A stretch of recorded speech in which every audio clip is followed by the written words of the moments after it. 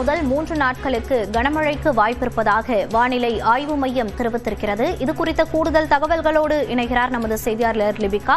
லிபிகா, எந்தெந்த மாவட்டங்களில் 3 நாட்களுக்கு மழைக்கு வாய்ப்பிருக்கிறது? விவரங்கள். மோனிஷா, தமிழகத்தை பொறுத்தவரை நீலகிரி, கோயம்புத்தூர், ஈரோடு, சேலம், தருமபுரி மற்றும் கிருஷ்ணகிரி ஆகிய மேற்கு தொடர்ச்சி மலை மாவட்டங்கள் மற்றும் தென் மாவட்டங்கள்ல 30ஆம் தேதி கனமழைக்கான மஞ்சள் நிற எச்சரிக்கை என்பது விடுக்கப்பட்டிருக்கின்றது.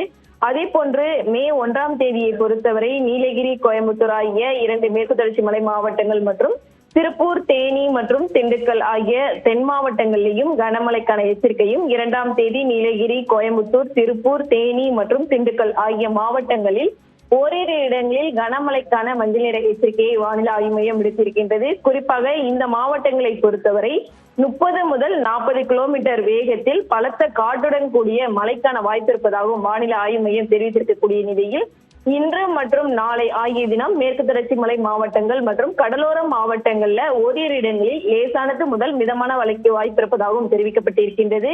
குறிப்பாக அடுத்து வரக்கூடிய ஓரிரு தினங்களை பொறுத்தவரை ஓரிரு மாவட்டங்களில் கனமழைக்கான எச்சரிக்கையை வானிலை ஆய்வு மையம் தற்போது விடுத்திருக்கின்றது. மோனிஷா,